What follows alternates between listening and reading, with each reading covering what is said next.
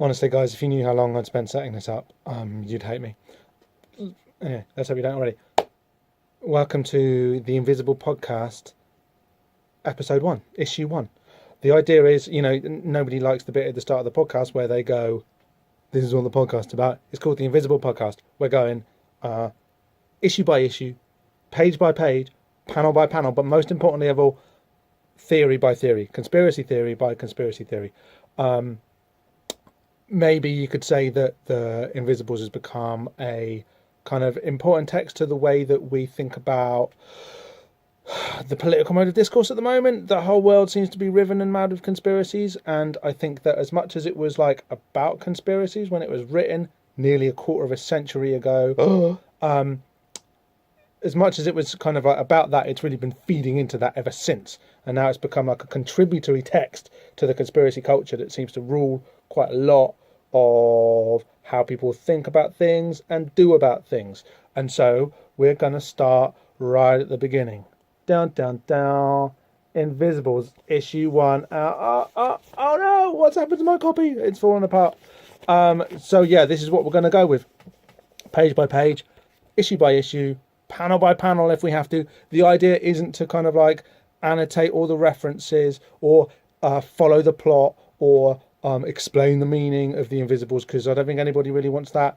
And there's other people doing it probably better than me. I can do it anyway. But what I would like to be able to think I can do better is give a little bit of context on what's gone since, on where it means to us now, how useful it is, and kind of perhaps how pernicious it's been or how redemptive it can possibly be again, So here we are, Invisibles issue 1, and we're starting on page 1.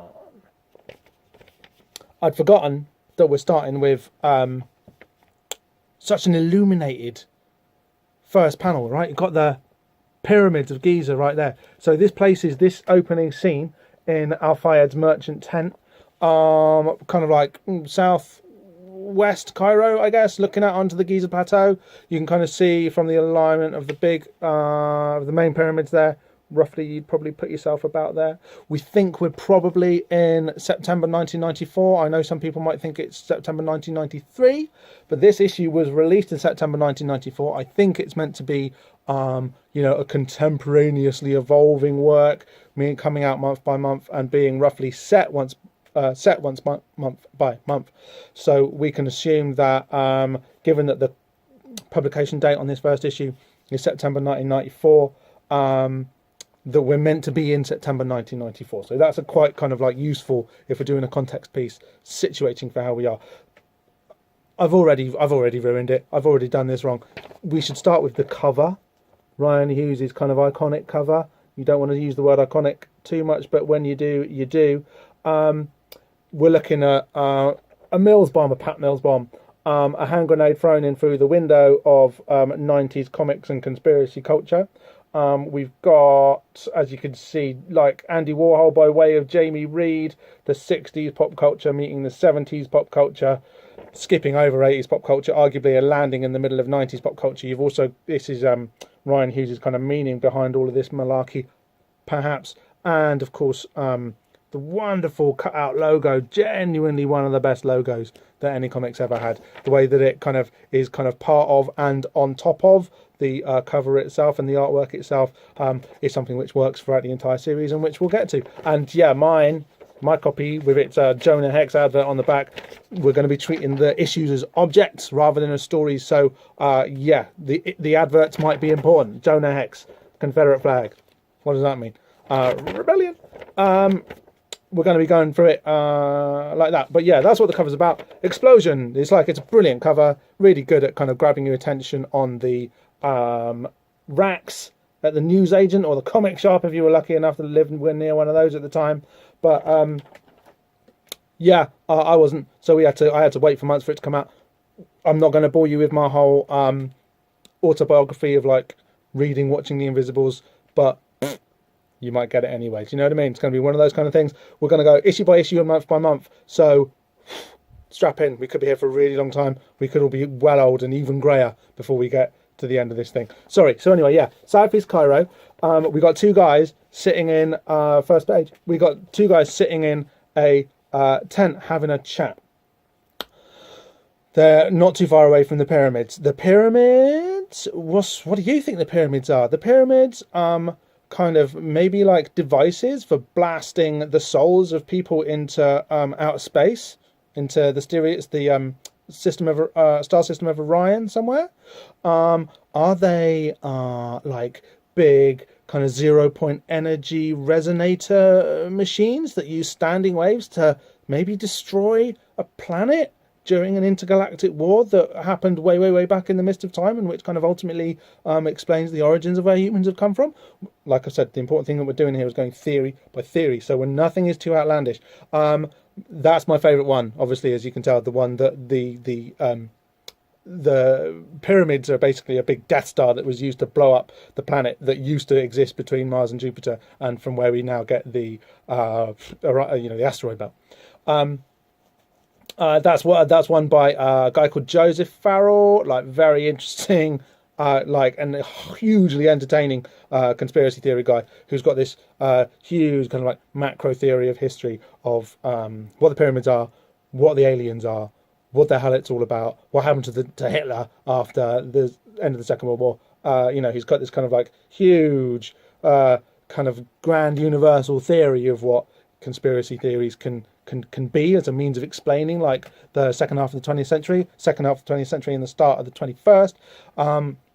And it's fascinating. It's pretty brilliant. And if conspiracy theory is like a kind of a wellspring of modern day folk culture, which is something very difficult in these kind of hyper-mediated times, can you have an authentic folk culture?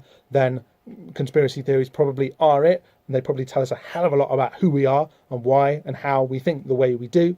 And maybe that's why something like The Invisibles is an important text for how we understand things in ourselves. I'm digressing again. As this goes on, I'm going to get better at it. You're just going to have to bear with me a little bit, okay?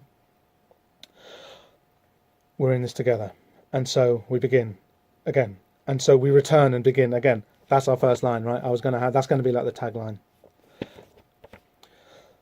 So we've got this bald guy and this Egyptian guy sitting in a kind of a merchant's tent in Egypt, shooting the shit, having a chat. We're going to know who they both are before too long. One of them's called Al-Fayed. One of them's called, we don't know yet by this page, so we'll get to that in a couple of pages' time. But this guy is called Al-Fayed. And, that's kind of a weird name, right? It's obviously famous to people in the UK for being...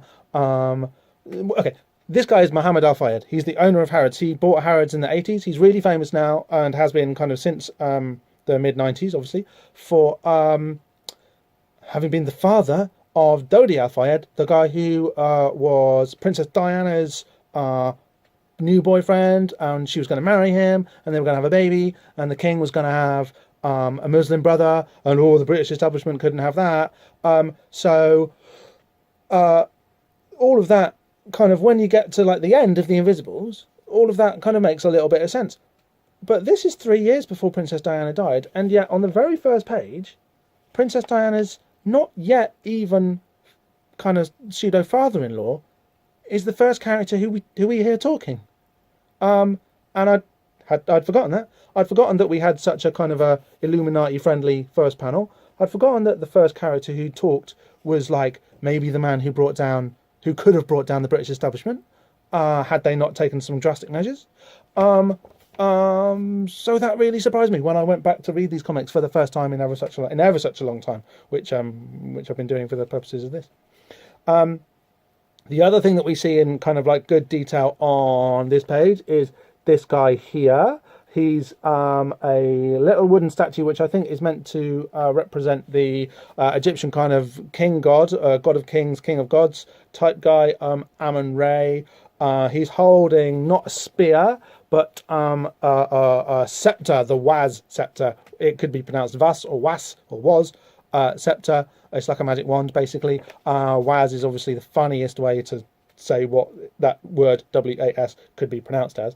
And the reason I think it's him is kind of for all sorts of reasons. We're talking about the Egyptian sun god Ra. We're talking about Ra Kepra, the scarab-based kind of instantiation of that god and representation of that god, who was kind of like the chief god for a long time through a big sort of chunk of the Theban-dominated Egyptian, ancient Egypt. We talk about ancient Egypt as if it's like a thing that we can get our heads around, when it was like a series of civilizations which all happened and lasted for about 4,000 years, about 4 times longer than there's even been like an England. So the idea that you can kind of talk about like the ancient Egyptian culture or ancient Egypt as being like a single thing is ridiculous. But at one point, the most popular god that they had was this guy, Amun-Re. He's non-theriomorphic. He hasn't got an animal for a head like a lot of kind of the Egyptian gods that we're kind of familiar with tend to have, Osiris and Ptah being ones that kind of don't, as well as Amun-Re. He was like a human god, a god of gods, a god of kings. And this scepter, the Waz scepter that he's got, is quite interestingly, the tip of it is covered by this big speech bubble here on the first page. And it's occulted, it's hidden, it's invisible, perhaps you might think. And it would normally, traditionally, be topped by the Shah, the Waz scepter creature. They're like an animal head that sits on top of this kind of scepter of power that a lot of representations and hieroglyphs and whatnot of Egyptian gods have. There's loads of really interesting debate about what the identity of this animal's head on the top of this scepter was, and they call it the Shah, or the Waz scepter animal, basically. You'd be very obviously forgiven for thinking it's a snake, because it kind of quite easily can be thought to have evolved into the caduceus of like later kind of ancient magic system gods kind of thing. You would obviously be forgiven for thinking it might be a scorpion, because that's kind of metal and cool. Those are like the safe bets for what the kind of true identity of the Shah, the kind of the typhonic beast that rests atop the scepter of power that ancient Egyptian kings used to have, was. I think if you're going with the smart money, though, rather than the safe money, I think you'd say it was some kind of syncretized, mythologicalized canine creature, somewhere between a wolf and a jackal and a dog. Those are probably the directions that we're going, and it's probably an alien monster from the constellation of Sirius. I think we're probably going to get into Sirius stuff a bit later, and we're spending quite a lot of time on this first page already, I'm sure you'll agree, so we can't really keep talking about this. But yeah, as much as the identity of the Shah beast has been occluded by this big speech bubble where Al-Fayed is giving his big old speech about when we leave this planet, we leave as insects. Our bodies are no longer needed. Our spirits are a swarm of golden beetles carrying the sun of pure understanding out of the abyss to our new home among the stars. In much the same way as that big speech is occluding the Shah animal, it's useful to think that the reason I think that this god here is Amun-Ra, aside from the big kind of like loaf of bread that he's got on his head, is because the word Amun kind of means hidden, or as you might say, occulted, or as you might say, invisible. So this guy here is the god of the invisibles. Now, obviously, your English literature teacher tells you to pay a great amount of attention to the beginning of the book, to the first page, the first sentence, the first word, the start of the poem, as much as the end. Those two tend to be the places where the author of the piece really is focusing a lot of what they're doing before they get into the grind of just actually kind of making it. So this page, it's set in the kind of the human representation of the Belt of Orion. We've got the hidden god here. It's a powerful invocation of the forces that we're going to be dealing with in the 70-odd issues of this comic that sort of define so much for us. If you've... it's spoiler-free. We're just going sort of page by page. As I say, you don't have to worry about spoilers, but I'm assuming that a lot of you will have read some or all of the Invisibles, because you're probably just like me. You're probably just old, and you've probably been into comics for a long time, and you probably just have read it. You maybe didn't read it as much with as much depth as I did when I was a nerd, and I couldn't have many comics, and so the ones that I did have, I used to read to death, and the covers fell off, as you can see. Yeah, it's time for a reread. Maybe this comic has kind of gone a bit further and deeper than any of us thought it had and has. And, you know, maybe they're going to make a TV show of it now. And so maybe this is a good time to start thinking about the Invisibles again. Maybe it's a good time to start noticing what they're doing with the front page, which kind of slips by. Because we get, after Al-Fayed has had his little speech about kind of ancient Egyptian concepts of the afterlife and of death and where we go and what happens to us after we die. This guy here, this kind of like fetish punk looking guy with a bald head and lots of piercings and whatnot. Bald head's pretty cool, by the way. He says, nice and smooth. So what else have you got for me, Al-Fayed? That's how we know this guy's called Al-Fayed. And he hands him a dead beetle, a mummified scarab. And he says, what do you say to that, my friend? Huh? And then we turn the page, and actually we can forget about this kind of invocatory piece for a little while, although it'll never quite lose any significance or lose its place in our mind. Turn the page, and the thing that we have to say to this is, fuck. And over to page 1, and we've got your man there, Dane McGowan, as we'll get to know him, posing and chucking a Molotov cocktail. We get our title page and our credits, Dead Beatles. And our writer is Grant Morrison. Our artist is Steve Yoel. We have Daniel Vozzo on colours, Electric Crayon on colour separations. I think I'm right in saying that this is one of the first ever sort of mainstream, well, not mainstream, this is one of the first kind of Vertigo comics at least. This was published by Vertigo in September 1994. Vertigo being the kind of the like teenagerly imprint of like DC Comics' superhero comics production arm. I think this is the first one that was ever computer separated, first one that was ever computer coloured. And in my opinion, looking at this again after a long time, they did a beautiful job on it. They did a really clever job on it. So yeah, Daniel Vozzo and Electric Crayon on colours. Clem Robbins. Sorry, Clem. On letters. Julie Rottenberg and Stuart Moore editing, and the other credit, and we're going to not try to talk about this too much, although my goodness, you can imagine how inevitable it's going to be. The Invisibles is created by Grant Morrison. First word, very big word, fuck, said by our guy here, and he hurls this Molotov cocktail. And in our next page panel, page 3, is this one here, and we've got lovely just 4-panel layout of the Molotov cocktail hitting the window of the quiet library, flying through and blowing up. The pacing and the sequencing on this, Steve Yoel's art, aside from the finishes, which give it a real kind of nice, fakey sort of texture, kind of like there's a sense of like the animation cells from Akira going on here, I think, especially with the way that we're getting frozen moments of motion happening. It's beautiful. Like the pacing and the layout on this third page is excellent. Really, really good comic book storytelling. One of the things that I was really worried about returning to this comic after such a long time would be that it would be rubbish and that there would be just kind of the flaws in it would be all too apparent. Actually, I still really like it. It's still a really well-crafted comic by several, but mainly two comic book creators, kind of at the height of their power, doing some really quite impressive work on this. So yeah, oh my goodness, there's a Molotov cocktail flying through the window of a library, and boom, and it blows up, big explosion. And then we've got on the next page, page 4, we see Dane, who just threw it a bit better.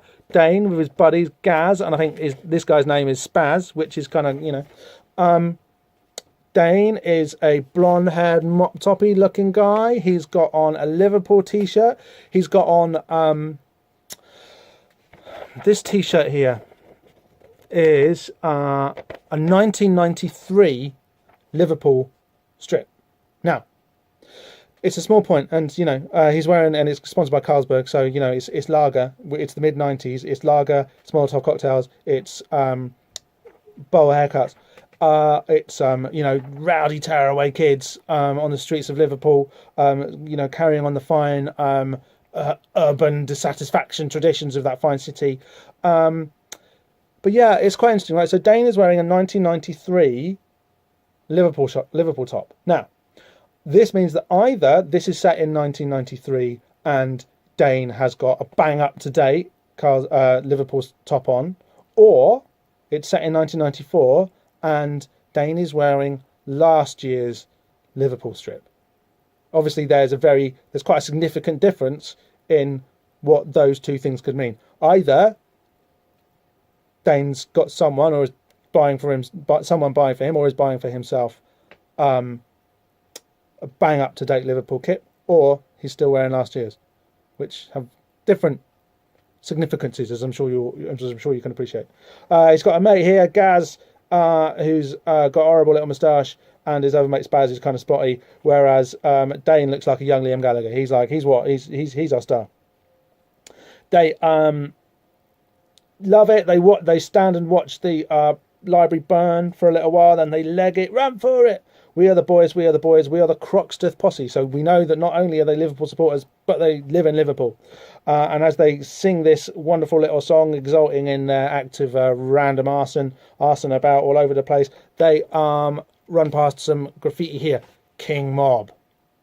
Ha ha ha ha. They laugh as the school library burns. Wow, wow, wow. They're hanging out afterwards, drinking a couple of cans in a stairwell somewhere, just kind of catching up.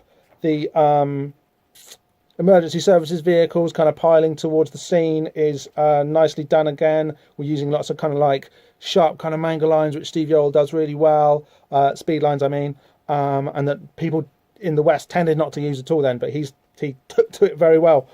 The guys are having a can, sitting around, having a chat about how brilliant it is to burn things down, and how Dane wishes he could have dropped an atom bomb on all of Liverpool if he could. And they see the King Mob graffiti again, and Gaz draws attention to it and says, "It's all over the place, this tag. What's it mean?" And Dane says, "I don't know. Well, it's kind of like I've seen it before, but I haven't." Weird, in fact, is the word he uses. You know that weird is like a kind of a old English word that means fated. That kind of means, weird means in tune with the mystical and undiscernible intentions of the universe itself. And it also just means pretty much anything that you can't quite immediately grasp. I know somebody who will literally use it to describe anything, and it's annoying, and I have to kind of tell her not to. But yeah, Dane thinks that this King Mob graffiti is weird. Whoa! Here's a big scene change. All of a sudden, we're in Paris. And we're back with this bald guy again with the piercings. But now he's not talking to an Egyptian merchant-y looking guy in a tent somewhere. He's in a rather beautiful apartment overlooking the Seine with an old lady here. And things are a bit weird. You never change, do you, Gideon? This old lady says. So this guy must be called Gideon. You're just the same today as you were in 1924. So this guy's maybe immortal or something. Or there's interesting issues around kind of time and space going on here. Because this guy is traveling northwest, kind of from Cairo up to Paris at the moment. They talk gnomically, really, about some stuff, some experiences of theirs.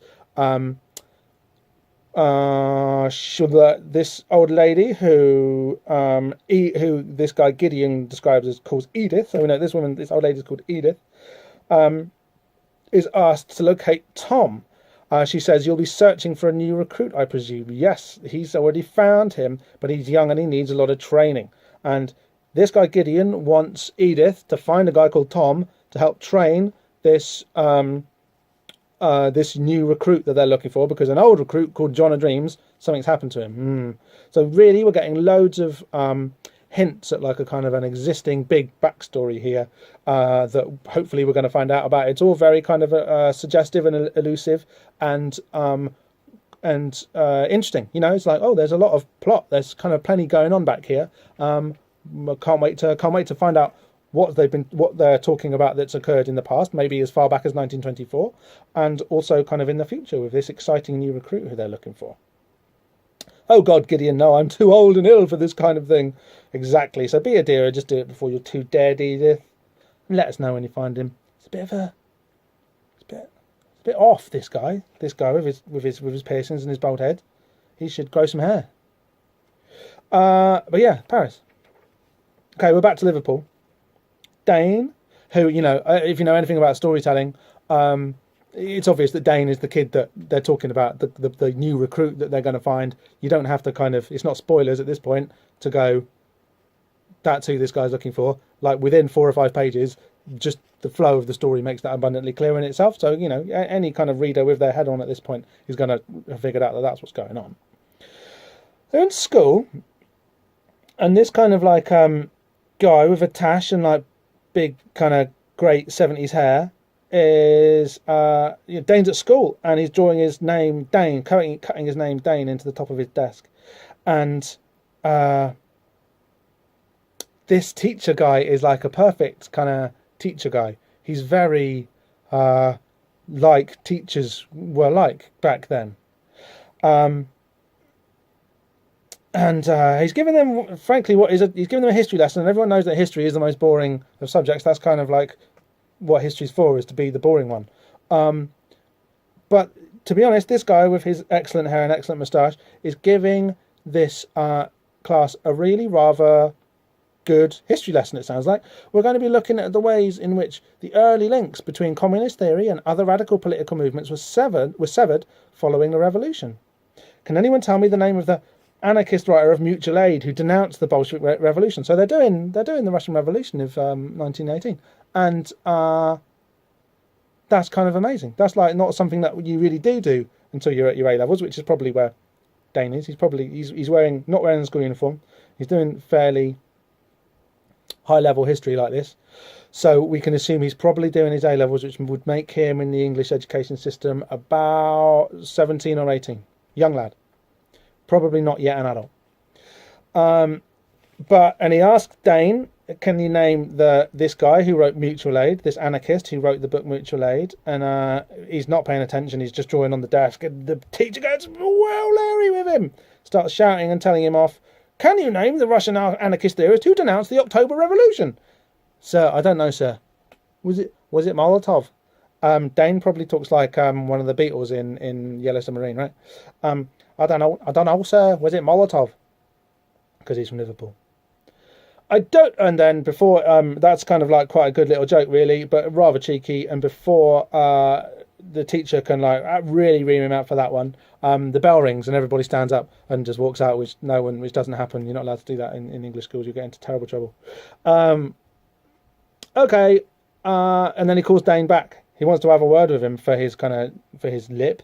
Reason being enough. Why did you do it, McGowan? Do what, sir? I ain't done nothing wrong. Can't really do. It's easier for me to do like a southern accent, obviously, than to do a Liverpudlian one. The teacher kind of reaches out to him. I know you're not like these other lads. You're letting yourself down. You're a bright lad. I know you could have answered the question. Da da da da da. Sir, for God's sake, don't let the deadweights drag you down, McGowan. And I hope that Molotov comment was only a joke. Only Nazis burn books. Sir, he slopes off all surly. So the teacher's all right, isn't he? Teacher seems all right. At the time of being an 18-year-old, no, that's so annoying having a teacher be like that with you. But really, he's been all right. Okay, so cut back. We're back to this here block of flats where Dane lives with his mum. Mum, give us the video card, will you? I can't be asked going out tonight. No, she's going out. She gives him some money to go out and get a kebab. Her boyfriend Pete's coming round. No, are you deaf as well as stupid? They have a proper Barney, and she says, you're not staying around here tonight, bugger off. And she's wearing too much makeup. But that's all right. And Dane slopes off in a huff, and he walks past some more King Mob graffiti. Oh, God. And what he does, over on the next page, he goes for a fag down by the docks. He's sitting there, having a smoke, minding his own business. And he looks over, and there's 2 blokes talking. And there's something quite weird about these 2 blokes, because they don't come from 1994. They come from about 1962. They are these guys here, Stu Sutcliffe and John Lennon from the Beatles. This is a place where young men go to smoke a fag and have it, and just like, put the world to rights a little bit, be by themselves down by the Liverpool dockside.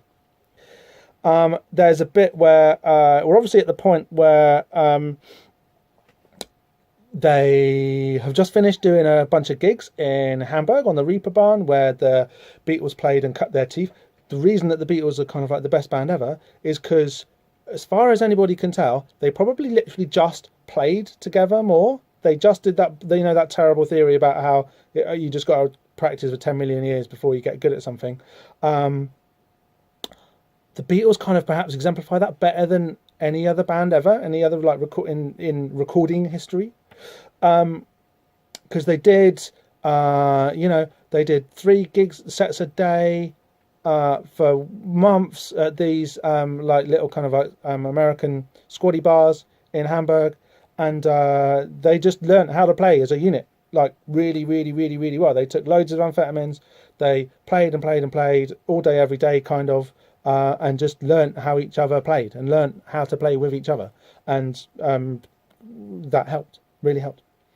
But Stu doesn't want to be in the band. He's a visual artist. He can't really play the bass to save his life. They're having a good chat about stuff, about what's going on. So this is all quite weird. And it's very clear that this is John Lennon and Stuart Sutcliffe. They're well famous. And Dane definitely knows that there's something weird about this, because he comes from Liverpool, where John Lennon especially is basically like a god. They're talking about, so like he would definitely recognise who this person was, I think. Do you ever wonder how you'll die, John? When I die, I want to be buried in a white coffin. I wouldn't mind dying young like James Dean. He wants to get old and shitty. I want to die in the arms of Brigitte Bardot. In like footage of the time, John Lennon says the words Brigitte Bardot kind of every second or third sentence. She was well foxy, basically, and everyone really fancied her, reasonably enough. He chucks a stone into the canal, and Dane looks at them as if like, this is quite weird. And he's right, it is. I wish I was back in Hamburg. Liverpool's a fucking drag. If anything's dead, it's this place. So they're talking about death. And while they're talking about death, they're being watched by a boy from 30 odd years in the future. You're only leaving a band, Stu. It's not the end of the fucking world. Mr. Lennon, comes a word from off panel, a caption from off panel. Yeah. Shit, what was that? I thought I heard something. A car backfiring. So there's a sound coming through. Something's happened here. It could be Dane saying Mr. Lennon, but really what we're kind of thinking is that, given that they're talking about death, that this is Mark Chapman, who assassinated John Lennon outside the Dakota building in New York in 1980. That was what he said as John kind of like stepped up. He goes, Mr. Lennon, and he turned around and went, yeah, and shot him. Terribly sad. Maybe we are dead. We could be dead and not know it. There's a horrible thing here where like Lennon does his like special guy like impression, which was a kind of cruel thing that he used to do a lot. Like he used to kind of pull like a mocking somebody with learning disabilities kind of face, and he used to do it a lot in footage of the time. I used to think that was hilarious, but he's represented as doing it rather closely here. And having had their little kind of existential chat about death and whatnot, and kind of experienced a strange time slip thing where they've been witnessed by a child from way into the future, and maybe had a premonition of another point 18 years in the future of Lennon's death. They wander off. One day when we're famous, we'll look back and laugh. And as Dane watches them sort of fade out of time, he's approached from over his shoulder, over his left shoulder no less, by a kind of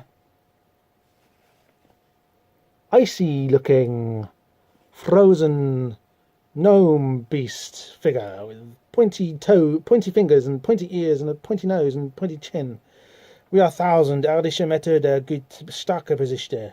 Terrible light and cold. One is dead at 22, one at 40. Stuart Sutcliffe would die within a few months of when this conversation that him and John are having would happen. He went back to Hamburg to Astrid, his girlfriend. Astrid, I guess that name means star. She designed their haircuts. She designed a haircut that Dane has got, was kind of first given to the Beatles and then taken back to Liverpool by John and Stuart this time. He goes back to Astrid and he dies. Watch the film Backbeat, because it's got Laura Palmer in it, and it's really that's part of her journey, is that Laura invented the Beatles. So watch the film Backbeat, which has got a wonderful performance by Stephen Dorff. Oh, bless him. Being Stuart Sutcliffe is really, really good. It's really, really good. But Dane has got this weird vision. We are the mad ones here in the world, come home, the reverse of the moon, Seelisches land.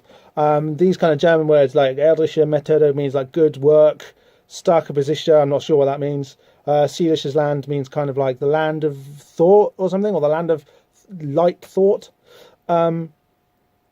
which is a land behind the moon. It all goes from very Beatlesy to very Pink Floydy.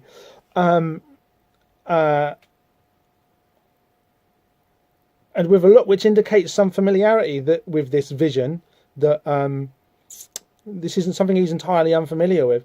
Dane says, "Fuck off! I'm not listening. I don't care." And he goes into himself and seeks to shut out this weird nagging voice that he's got over his shoulder, which talks in fairyland nonsense words and seems to know and maybe be controlling this strange tendency of his perception or of time itself to be slipping around him. We're learning that not only does his teacher think that he's very smart, not only is he kind of arsey enough to blow up a school, which is pretty edgy, let's be true, Dane's quite a special guy. He's definitely this kind of new recruit that the bold guy is looking for. Over the page, this is great. They're drinking more cans out on the streets.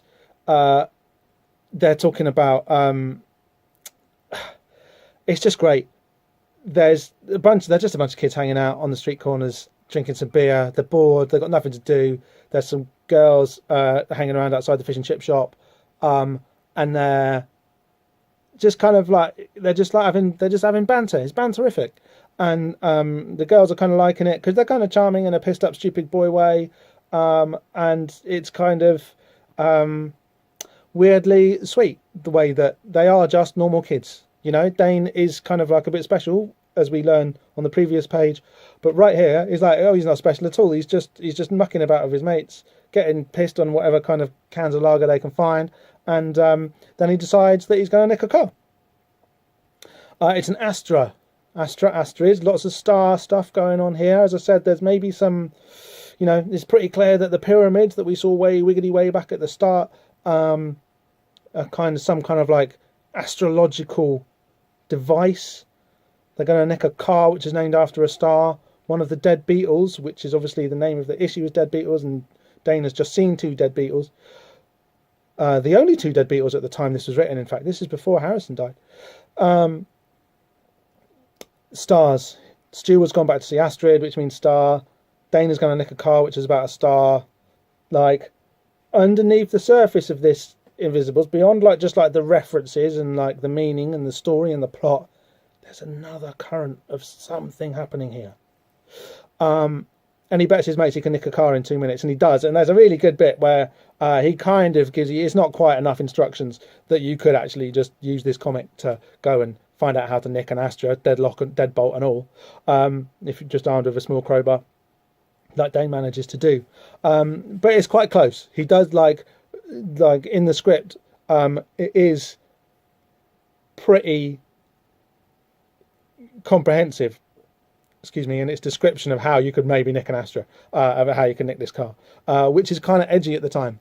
I've had real trouble finding online any reference to it in Hansard, but part of the mythology around Invisibles issue 1 is that this kind of glorification of young delinquent behaviour was like a thing, was like a kind of a mini sensation. Obviously, it's always just great marketing, and it might just be that. It might just be great marketing, but it was like a thing that this comic could corrupt Britain's youth and had to be stamped out. And I think that there was questions raised in Parliament. An MP stood up and complained, and maybe even waved a copy of this comic around and complained about this comic, which could be bought by anybody on any high street in England, in Great Britain, with the F word in it 30 odd times. Too much swearing, guys. And it was Tory MP, obviously, very cross about the whole thing. It was a real thing. There was actually a bit of controversy around this comic. I haven't been able to find any record of it, but I'm sure I remember at the time that being part of the thing. And I remember when I saw the issue on the stands thinking, oh, that's the one that they were complaining about. And then I saw it was written by Grant Morrison, who you knew from 2000 AD. I was like, I'm definitely getting that. You'll get the story of me getting into the Invisibles at a later date. I'm really trying not to go too far into all this just being a stroll down memory lane for me, because I do want you lot out there to give a shit and enjoy it as well. Tell me how I'm getting on with that, by the way, please. But yeah, like there's a good glorification of teenage delinquency, which is utterly charming and irresistible about this comic. And it teaches you how to swear. It teaches you how to nick an Astra, which is a car. I don't even think you get them anymore. But yeah, it teaches you how to nick an Astra. He wins the bet. Next thing you know, they're talking. They're taking without the owner's consent, which joyriding. This was a huge moral panic that all of Britain's youth were nicking cars and just driving them around without the owner's consent, which is horrible. At the time, there was a genuine kind of moral panic in the tabloids about it, and along with single mothers, delinquent youths in Great Britain were a hugely demonised group, and have put one as the obvious star of your new comic is a really kind of it is a daring move. It was provocative, and it was thumbing.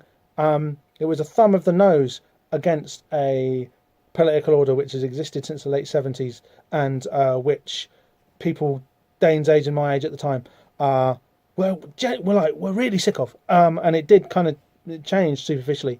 But there was a slight culture war going on, and this was very clearly on the right side of it, and that was great, So another awesome kind of like Akira inspired, in my opinion, shot of them in the Astra speeding along. We've nicked a car, it's awesome. The computer separations are really kind of crude, and that looks great. There's a nice sense of how computer colouring has got much more sophisticated than this, but here it's kind of in its like infancy, and it's about the energy of the fact that you can use a computer to give you these different tones now, and it looks crude and brilliant. It's really like it's got a good kind of energy to it, like a good earthy energy to it. The way those diamond shapes intersect across the page and kind of paralleling and crossing over the speed lines again. The speed lines is great.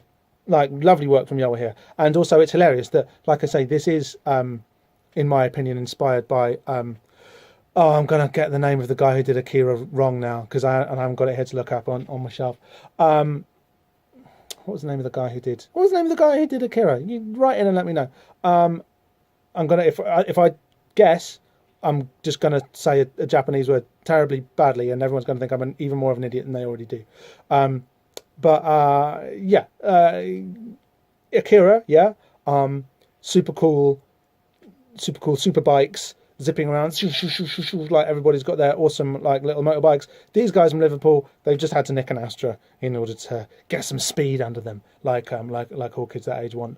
So there's a nice little kind of undercutting there of its own sense of seriousness, which is arguably something that as a book, The Invisible suffers from. It does fancy itself a little bit, you might say. The driving along. Do you remember when I wish we had some ease. Do you remember when that time we had some ease and we thought we were in a video game? That was a brilliant buzz. They thought they were in a video game. And Dane's driving. He's going super fast. He kind of... He starts to veer around in the traffic. He goes off-road, starts driving around in... goes off into like a grassy verge, and he's taken them to the school. Now, there's some really great storytelling here. If you look at this panel here, so this is page 17,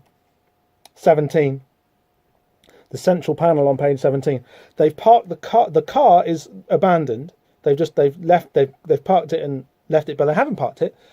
It's right up against, like very, very close up against a wall. Like its nose is very, very close up against the wall, and it's some really nice between panel storytelling here. So it's happening a few minutes after the immediate end of the previous panel. There's been a few minutes gap here while they've gone from driving the car to getting out of the car. And the car is, like I say, like really up to its nose against this solid brick wall, and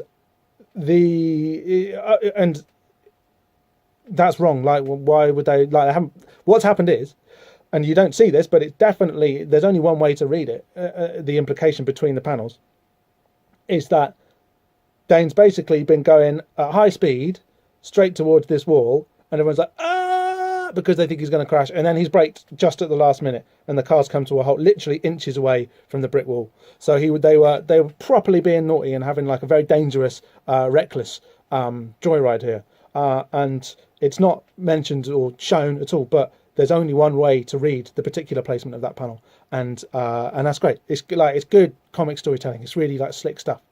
So yeah, it's a good comic, you know. What have they done this for? They're going to blow up the school. I say we blow up the whole fucking school. Blimey. Whoa. And then when you turn that page, when you turn from page 17 to 18, the scene shifts again, and it shifts a lot. And this is the John Lennon bit. This is the invocation of John Lennon. This utterly deliriously brilliant 2-page spread. You know how I was saying about the kind of the crude energy of the computer colouring? There it is, man. Look at it. Yeah, page 18 and 19, the John Lennon invocation page spread. You could kind of go on forever about this, really. I think it seems kind of oddly quaint, kind of naive or something in its depiction, or in its kind of in the kind of just the totally guileless way it presents this psychedelic experience, whereby our guy Gideon here, who we've seen before, is now using LSD and a Rickenbacker and some Beatles records and some incense and some flowers, some roses. I'm not sure what the roses are about, actually. He's using roses. They're not mentioned in the... I mean, it's nice to have flowers. It's nice to have nice smell around. Jasmine, incense, he seems to be burning. It doesn't say anything about why he's got roses there. Flowers aren't specially associated with the Beatles. If you know why there are roses there, let us know. But sorry, yeah, that was a little bit of an aside. This is a really dense text. It's really rich, and as I'm finding out, you can find new stuff in here all this time later, and that's surprising and kind of good. But yeah, he's invoking the spirit of John Lennon. There's like all of this kind of cutted up psychedelic narration. There's these wonderful pictures of John Lennon's head just kind of emerging as a wall of colour, of sound colour, from the wall, as he uses traditional ceremonial magic techniques to invoke the spirit of John Lennon, a dead guy who we've already seen is still kind of alive in his deadness somehow, and remains so to this day. And we've got yeah, and it's great. It's a great sequence. As we go through issue by issue, page by page, theory by theory, the Invisibles. We're going to talk about psychedelics a lot, probably. We're going to talk about psychedelia a fair bit. We're going to talk about LSD and chaos magic. And this spread here gives you both of those beautifully. Like it's a really nicely drawn page. Spread rather, 2 pages. The way the background seems to be saying da da da da da, and seems to be in its kind of like smooth lyrical kind of curve that Yoel puts on it. Yoel and Vozo and Clem Robin and Electric Crayon, sorry, the colour separators, lest we forget. It feels like the animation of Yellow Submarine. The colouring is dead on. It feels like it's moving. It feels trippy and acidy. It's really good. It's great. it also is it's probably the most notorious in this comic, which is so like trying quite hard to be controversial with its swearing and its clear identification with a juvenile delinquent, as we've said was a thing you weren't allowed to be back then. There was a very draconian kind of anti-youth sense from the political establishment. You weren't. This is the bit that you remember. This is the most memorable bit of the whole comic. This is the bit that actually makes it controversial. There's a comic called Hitsville UK, where this sequence is parodied to beautiful effect, whereby somebody invokes the spirit of Ringo, and Ringo turns up, and it's beautifully observed and very funny, but also kind of very it's a very sort of touching tribute to this moment of British comics. Obviously, The Invisibles is an American comic, it's published and financed from America, but certainly in these first 20 odd issues, these first 2 years, it's a very British comic, and it feels like it reflected stuff that was happening on the streets in Britain at the time. And the tribute that Hitsville UK issue 1 gives to it is beautiful, really touching, and it shows you how sort of influential and formative this spread, this sequence, this like wonderfully ridiculous moment of splashing psychedelia across the page was to comics at the time, and to all of us reading it. And I have actually got the centre page spread from Hitsville UK issue 1, which so beautifully homages the John Lennon sequence. So there you go, you can see Ringo's face there, and kind of a slightly just more like fractured, drunken kind of dialogue happening between the biggest nosed Beatle and the hipster guy here, who's I can't remember his name, that's annoying, from Hitsville UK, who's trying to invoke his spirit to kind of help him create the ultimate song. There was kind of like a point of crossover here where British comics and British bands were sort of finding some kind of alliance. The British comics publishing scene was kind of going through one of its, or kind of at the tail end of one of its periodic kind of expansion phases, where a load of extra titles were being published, and one of them, or some of them, involved an alliance, if you like, between independent comic book artists and writers and indie bands, right? Indie bands. These were titles mainly like Revolver or Deadline, which involved, the adventures of band X as they go about indie thing Y. And that was, this is kind of the moment though, this Invisibles bit, where it's almost like it's where indie goes to pop. It's almost like the point when suddenly guitar bands were going to be the thing that kind of killed the universe, but also like became the most, became like the kind of the dominant youth culture form of the 90s, if you like, of the rest of the 90s. Britpop. And it's like, it's kind of the point where that scene goes overground. It's also kind of the point where that scene sells out, which isn't a great thing to do. Insofar as it kind of reaches right back, it's using the same kind of sort of beat sensibility and the somewhat kind of playful storytelling techniques, the use of the acidic, lysergic colours, it's the point where that kind of goes, right, we're not going to look at the sense of things anymore, which is fair enough. I mean, why would you? But it kind of goes, we're going to just go straight to the wellspring. We're going to go very kind of mainstream. We're going to go Beatles. We're going to go psychedelic. We're going to go with a lot of this kind of imagery and iconography that would become a bit cliched kind of later. Obviously kind of was cliched now, but we hadn't had that recycled back at us. So here it kind of breaks cover and it sells right out. As much as Vertigo likes to present itself as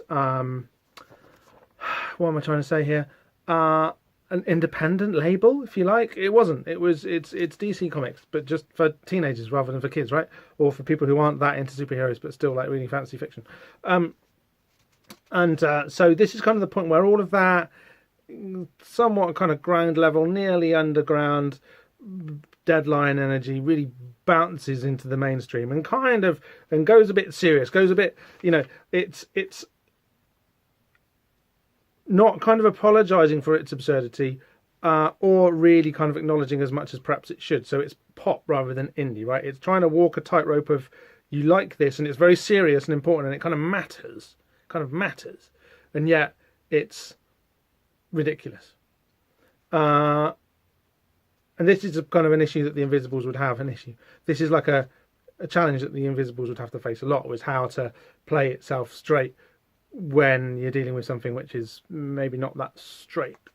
But yeah, I mean, it's a totally transformative sequence. It kind of almost exhausts all of that psychedelic pop music comics crossover thing, and pushes it straight into the hit parade, into the charts, into the comics, to the American comics. Over the page, the lads are burning the school down. They properly are. And Big Malky, the teacher from earlier, he rocks up. He's like, "Oh no, what are you doing? Oh fuck, it's Big Malky." And they're proper nasty little buggers. They smash a bottle over his head. That's Gaz, not Dane. And they're like, "Oh fuck this, just get out of here. The Beatles will be on us any second." But before they run off, Jack does take a second, and he's framed by the fire here. This is something that will become important for the kind of character that he's going to be. He's framed by the fire there, and he gives a proper running oof. He kicks Malky in the head, kicks his teacher in the head. Very tempting, but also kind of nasty. And he says, it was Kropotkin, and you'll never fucking understand me." So this is obviously going back a few pages to the question that Malky had asked him in class, presumably just this afternoon, about who was the author of Mutual Aid, who denounced the Bolshevik rebellion, revolution rather. He says it was Kropotkin, and you'll never fucking understand me. So one of the things that this issue kind of has to do is kind of set its stall out a little bit and kind of be like, right, what's our story about? And this is where, where's it going? Where does it fit? And this is where it sort of tells you. So, okay, so we're about 5 years in 94, right? We're about 5 years into the Fukuyama era, right? Where it's like the Berlin Wall has come down. And previously to this, so all of this, especially coming hot on the heels of the John Lennon page and the Apple there specifically. Remember how the Beatles Apple label and shop were kind of specifically designed to be Western communism. They basically meant just subsidized stuff that they wanted to do because they were suddenly the Beatles and they were richer than God, right? Richer than Jesus. So they had all of it. So they were quite happy to call themselves communist, and with a kind of a psychedelic Western weird pop stars really flavour, like lots of caveats and get out clauses built in there. But they had a kind of like an ideological kind of lineage and loyalty, which, because it was anti-establishment, because it was counter to whatever the squares in Britain and the US were up to, it kind of had to identify with the enemy of the time, obviously, which was like Soviet Russia, or the Soviet Union. When that was gone, there was a bit of a problem where there was no purchase, where pop and the counterculture didn't have any teeth, because there wasn't this enemy for them to kind of define themselves against anymore. Or rather, okay, there was the enemy, which was the establishment still, but there wasn't an enemy of the enemy to identify themselves with.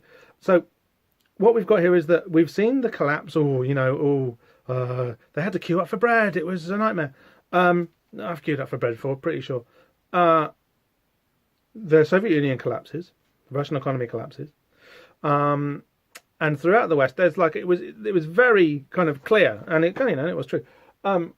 The Soviet model, the kind of the Leninist Marxist model of communism had failed. Right, it wasn't going to work, and what this statement of Dane's alliance with Kropotkin shows that there's still like a connection to a kind of a revolutionary lineage within this kind of psychedelic pop 90s version of revolution that the Invisibles is going to be about. Obviously, the word Invisibles is meant to recall similar kind of insurrectionary forces throughout history, such as the Irish Invincibles, and specifically in this case, certainly like the International, which was like the kind of the international forum and grouping that kind of like communist theorists and activists and revolutionaries used to spread the word around Europe and elsewhere in the late 19th century and into the early 20th. So the Invisibles are obviously a bit like both of those things. And when the International split in like I should know this, but I don't. It was like the 1880s, maybe 1890s. It split into kind of two factions. One was the communist faction, or the kind of Marxist-Leninist faction, and one was the anarchist faction, if you like, led by Bakunin, a guy called Mikhail Bakunin, and Peter Kropotkin, who Dane is obviously kind of a fan of, whose work Dane has read. Now, it's quite unusual for a guy like Dane, who, as we have seen, likes nicking cars and drinking lager and joyriding and kicking teachers in the face. I'm surprised that he's read Mutual Aid, right? Kropotkin's not that easy to read, really. It's not much fun to read. You can't imagine him doing it. Maybe, guys, when you burn a library down, maybe you don't have to read the books. Maybe all of the knowledge from those books jumps into you. So you don't have to do your homework. You just have to burn the books. Maybe that's what it is. So there is a kind of a lineage there. There is like an ideological thread, but it's specifically an anarcho-capitalist, anarcho-communist one, rather than like a state-led communist one. There was kind of, so the break between Marx and Bakunin was kind of bad, really. Kind of arguably one of the worst things that happened in history, because Bakunin was kind of smart enough to say that, hang on a minute, unless you or an anarchist, basically, unless you use an anarchist philosophy, then any kind of communist revolution is almost kind of inevitably going to reproduce like an obnoxious power dynamic, right? It's going to reproduce patriarchy. It's just going to replace the old leaders with new ones who kind of are eventually, despite whatever they may achieve, are going to end up being kind of bad and wrong and fucking shit up. And Bakunin was right, you know. He saw that coming, and it wasn't hard to see coming, but politics, you know, favourites, meant that he lost, and the kind of the Leninist vision of what the revolution was going to look like worked, and thus it was. So that kind of model of revolution has been proven to not work now. We've been struggling with that for 5 years, and so without like having an entirely new break that this Invisibles is going to kind of like anchor its model of revolution onto, it's actually quite keen to say, no, we're doing it this way. We're anarchists, okay? But we're not entirely separate from the revolutionary theory of the 20th century. We're still coming from somewhere. We've still got a wellspring, and this is something which I definitely didn't notice at the time. I was the rhetoric and the surface of the comic is kind of quite keen to let you think that this is a radical thing. It's a radical new thing, a radical break with any kind of pre-existing tradition. And it's not. It's a radical break with what the past 30 or 40 years of revolution had kind of looked like, or what we had kind of imagined that it would look like. And it was proffering a different model of that, but not a new one which had been available throughout. But had just been kind of unexplored by Western revolutionary culture. Obviously, kind of how revolutionary culture can happen under a capitalist network is one of the things that the Invisibles does try to kind of cope with a little bit and try to explore throughout its run, and so we'll get to that. Cut to dun dun dun. Obviously, you know, Dane's not that smart. This judge guy's brilliant. So Dane's in the dock. This judge guy who's so like Tory, it's brilliant, is giving him a big lecture about we have been developing new ways to deal with his brand of rebellion. I see more and more of these vicious young thugs. They think they can do what they want, and we're not going to do anything about it, and they're wrong. Cut to advert for Moonchild there. I've not read Moonchild, but you know, it's probably not too bad. It was definitely one of the comics aren't for kids anymore comics that DC was publishing. And kind of before this was like a reprint of it. That goes back a few more years to like the start of the comics aren't for kids anymore boom. But that big red face head thing, who's called, I mean, the comic's called Moonshadow, so there's a moon, presumably. It's not a million miles from stuff that we'll be seeing in The Invisibles in a few issues' time. One of the things that this podcast is going to be about, it's not about the collections, it's not about the story, it's about your objects, it's about your stuff, it's about my comics specifically. That's why this one that's missing its cover and is allowing you to look at those shots of the pyramid so much, that's what it's about. So we're going to be looking at the adverts, we're going to be looking at the letters pages, which were, well, I was nearly said brilliant, but I've just read a couple, they're not. But they're part of the object, they're part of the experience, they're part of the text, right? There's nothing beyond our weird comic book reading conventions that say that the adverts aren't part of the comic. Yes, they are. Okay, so he's being driven now, Dane and Gaz, in a van, and they're getting in the back of the van, and they're driving to Harmony House. And they meet this woman here on the way, Miss Dwyer. Now, I definitely made a note of what Dwyer means. I think it's like black or something. I think it means darkening. Bow, bow, bow. Give me a few seconds. What page are we on? We're only on page 23, but we are on page 23. I've got to remember to look more at the camera. Miss Dwyer. Dwyer basically means dark. Yeah, okay. She's got John Lennon shades on, right? But they're evil versions. And she is, but Dwyer's also an Irish name. She's Irish like Dane is, right? And they arrive at Harmony House. And there's currently a company called Dwyer, right? I looked this up. They are manufacturing innovative controls, sensors, and instrumental solutions. So there's an evil kind of archonic company out there called Dwyer at the moment. They may not be evil, they may be lovely people. So he arrives at Harmony House. This is like the Borstal, basically, that Dane has been moved to. Obviously, prisons for kids, they're like bloody holiday camps, aren't they? And then we get another speech, hot on the heels of the one that we just had from the judge, who, for all of his faults, did actually have human eyes. So in the next kind of like authority figure that we see is Miss Dwyer with these dark Lennon shades. And then we go over the page, and they're getting a lecture from like the headmaster of Harmony House, and he's got evil dark Lennon shades on as well, right? Now he's called and he's kind of saying how he gives them quite a good speech about conformity, and how it's a good thing, and how rebellion kind of just ruins everything. It's just like society. They know how society's meant to work.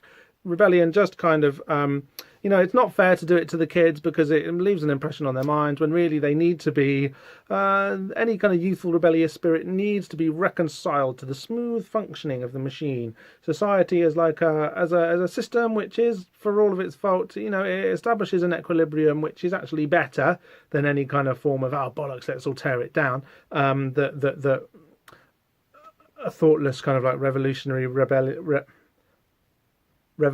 or rebel kind of sensibility might appeal to. Like maybe Mr. Gelt, here his name is, has got a point. It's like, come on, chill out. The system's going to keep you alive. It's going to keep you fed. It's going to stop us from killing each other. Why is it that bad? However, he does it in the creepiest possible way. There's something kind of very unctuous and smug about him. And following hot on the heels of the judge's speech, we definitely know that old dudes in the Invisibles are kind of like bad. We're not into them, especially when they're English.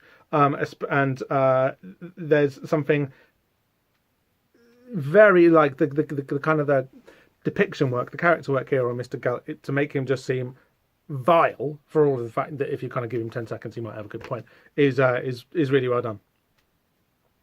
We don't like Mr. Gelt. So, so then he goes, Mr. Gelt, right?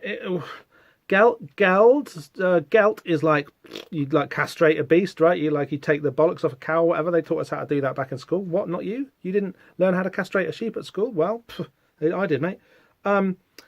Obviously, like another read for the name Mr. Gelt might be Geld, like tax, yeah. So like the Dane Gelt or whatever is like a it means kind of gold almost. It's just like a kind of a charge that you have to pay for security, right? In order to stop the Vikings from just like the hordes from tearing you to pieces. And also obviously Gelt is probably going to make you think a little bit of Galt, right? Of John Galt from who, as far as I understand, I've not read it. I'm not stupid. The hero of Ayn Rand's main novel, The Fountainhead. Like I say, I've not read it. Nobody with any brains has read it. But you hear about it enough because it's the urtext of objectivist libertarianism, right? And if you're dealing with philosophies of human freedom, personal freedom, like rebellion and anarchy and fuck the man, then a word like libertarian is kind of appealing. Libertarian is kind of like libertarianism deals with like negative freedom, really, that is a freedom to rather than a freedom from, and it doesn't have any sort of nuance in it which seeks to minimize the problem of suffering, which basically makes it useless as a philosophy. And maybe Mr. Gelt, in the way that he's named, somewhat for the hero of the Fountainhead, is making us think about that as well, especially given that it comes quite close on the heels of another sort of libertarian philosopher like Kropotkin. It might be worth thinking that there's like a right-wing liberatory philosophical tradition, and what it turns into is this terrifying, slimy, baddie guy here. Okay, and then we're over the page, and we're back with the bold guy, and he is with this interesting-looking lady here, who is reading these tarot cards here. She has pulled, she's kind of got, you can just about see, she's got, like, doll makeup on. This is a look that was kind of popular in the 90s, and I think this kept it popular for quite a while. That's cool. Dress how you like, ladies. That's fine. Or dudes, whatever. But we're looking at. She's doing a tarot reading, even though she says, I think the tarot is a load of bollocks. I don't know why I'm bothering to do it. She's actually, pulled a spread which is quite easy to, quite thematically appropriate for the issue that we're dealing with. It's to the moon. It deals with unconscious energies, things slightly hidden, also kind of things going through a process of transformation and change and initiation, if you like. And the card is one of those ones that's like annotated, and it's a moon card, as I say, Trump number 18, and it has the annotation on it, ISXIS, the occult powers, hidden enemies. I think that annotation is from the Cagliostro deck, which is like a kind of an early 20th century deck, which kind of obviously likes to pretend it's a bit older. I'm pretty sure I'm right in saying that. I'm not a tarot historian. If I'm wrong, please do write in and correct me. I'd be very happy to be put right on that. I don't know what the word Isis means, and it's not that clear.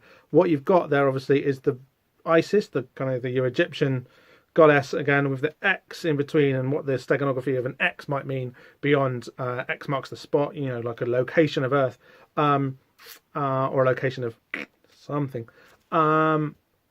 is maybe not very clear. But she's pulled the moon card. They have a chat about it. The bold guy who we've met now has got this kind of like rad, like fetish wear jacket on. Maybe I'll try and pull up some pictures of those jackets. You've seen those jackets. They were not everywhere in the 90s, but they were definitely a thing. There was a lot of photos of them.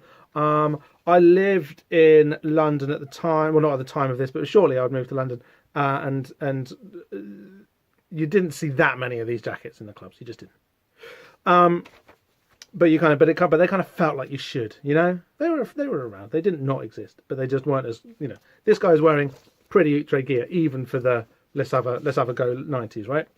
And they're in this school, which is weird. Even for back then, this school scenery that they're in is anachronistic. They've got very old school desks. They've got a blackboard, and even blackboards even then were being replaced by whiteboards.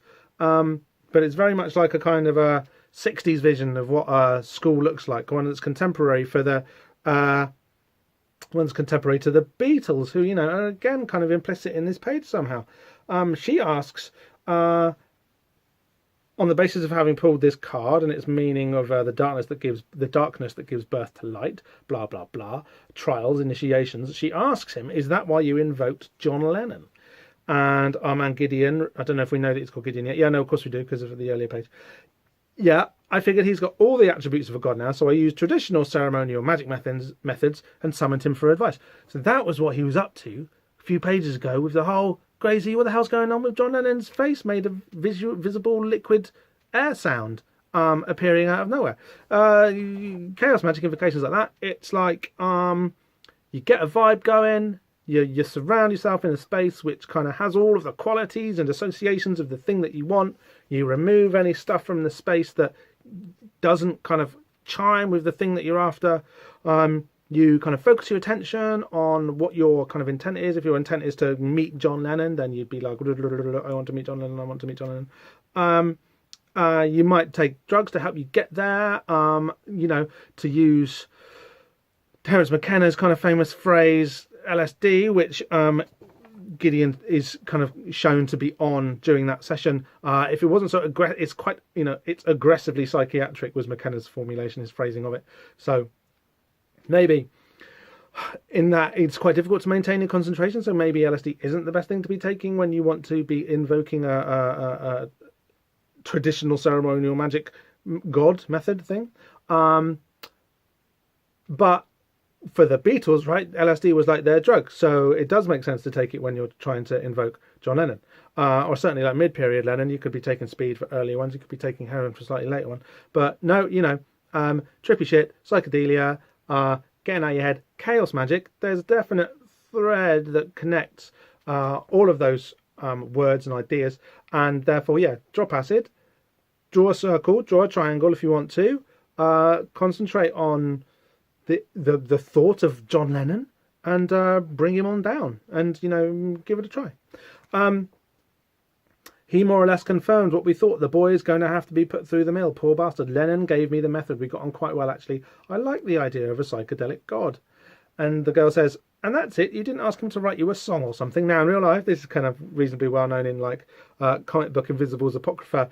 Grant Morrison, the author of this piece, did do a ritual where he invoked the spirit of John Lennon, and he did ask him for a song, and he got a song back. He woke up the next day and there was like a song in his head, and it's kind of vaguely Lennonish. There is some recordings of it on the internet which I'll share, and John Lennon wrote a lot of songs, and some of them were indeed quite poor. It's not going to work for everyone. Grant Morrison is he's a guitarist and a musician and has been in bands his whole life, so somebody who's never written a song before, the download of Lennon brain that's going to give you a free song isn't going to work unless you've got a bit of I can write a song anyway in your head. So don't be too disappointed if you try it and you don't get it. Maybe a poem, maybe just some random word salad like you get in that invocation sequence. But John Lennon has suggested that the guy Gideon give this girl an apple, and she calls herself Eve may have fallen for that. Ragged Robin's not so done. This is Ragged Robin. So now we have Ragged Robin and Gideon, and they look pretty cool, and they've got lots of witty banter going backwards and forwards. They take cool drugs, and they're on a mish, so maybe these are our goodies. I think it's pretty clear by now that these are our invisibles, and that these are the heroes of the piece. We simply can't afford to lose this kid if we haven't lost him already. Shot of this thing here, like a kind of it's like a scuba diving mask with a big load of hair on it. What the hell's that? When I was a kid, I wanted to grow up and find myself living in a 60s spy series. Funny how things turn out, isn't it? He's got a gun. He's only gone and got a blooming shooter. Okay, cool. We could be in for some action. Over into the next page, we're back at Harmony House, and Mr. Gelt is giving Dane the tour of Harmony House. It's not a terribly nice place. He looks through a window. Do you have dreams, my boy? Do you ever see things? People often dream of corridors like this, endless, antiseptic. What's going on in there? What's that? Is that virtual reality? There's some dudes in it is a bit like virtual reality, but they're having their brain sucked out of their eyes or something. It doesn't look like a good time at all, and it's amazing how this comics is a quarter of a century old, and it's still virtual reality, that could be good, and we're 25 years later and going, virtual reality, that could be quite good, and it kind of quarter of a century on, it kind of isn't any better, kind of isn't. People are going to say that it is. It's amazing, you can do it on a phone, cardboard. It kind of isn't. So Gelt and Dane, there's something really creepy going on at Harmony House, we know. Gelt and Dane are having a bit of a chat. We know that Gelt kind of is aware of kind of Dane's particular talent for rebellion and being a bit of a tearaway, and so he's going to make a special project of him. And there's like so they say goodbye and off he walks, and behind his back Dane does that. Well, he does that. He sticks his V's up at him, which is kind of like which is something which we'll come back to. But he sticks his V's up at him, and he calls him a wanker, and it's like, but that's the wanker sign. You don't really, you can stick your V's up at someone and call them a wanker, but so we follow Mr. Gelt through back into his office, and things get pretty crazy again. Actually, he is approached in his office by this guy here, well, we don't know, what does he call himself? The King in Chains, unborn and barren, fear walks at my left hand, unveil yourself. Gelt, who we have seen as a pretty kind of nasty guy, is afraid of him. He does strip off. Did I not give you new eyes to see? Did I not take your sin away and leave that beautiful ruin between your legs? So this is where the Gelt, meaning castration, thing comes from. One of the things that this big monster beastie has done is tear his tackle off, and that's not great. And now he's licking the filth from his fingers, this benediction. So this guy, Gelt, worships this guy, who's the King in Chains, and he's got really horrible fingers, and he's licking poo off them.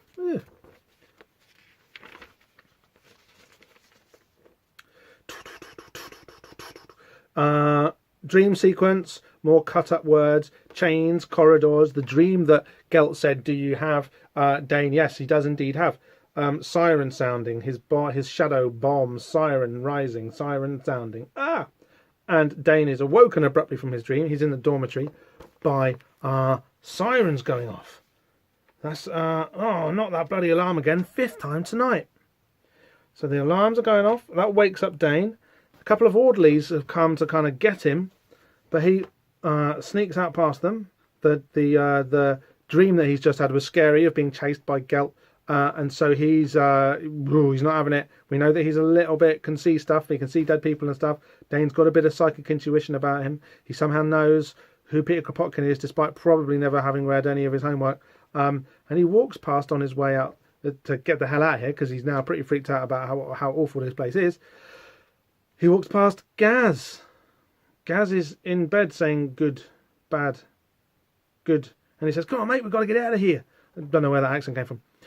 We've got to get out of here, Gaz. Christ, what did they do to you? And Gaz is just saying, good, bad, good, to himself, kind of in his dreams, almost half asleep. Gaz isn't there anymore. The thing that Gaz was taken away for just before Dane and Gelt had their little chat, it wasn't good. So Dane's running around, bursts through a door, and he's in this weird room, and there's all of these bottles filled with stuff in there. It looks like brains. It looks like testicles a bit. What does it look like? It looks like smoke.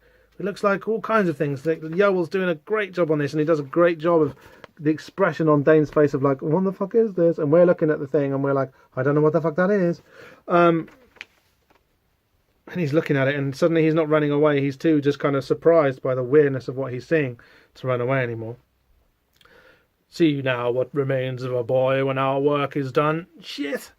He gets a fright from behind, and he drops the thing on the floor. We have mummified the living here, removed all their anger and frustration, all their feelings, left them hollow and dry. It's almost like equilibrium, stasis is such a kind of a good in itself, because of the danger that can be caused by turbulence, by eruption, by rebellion,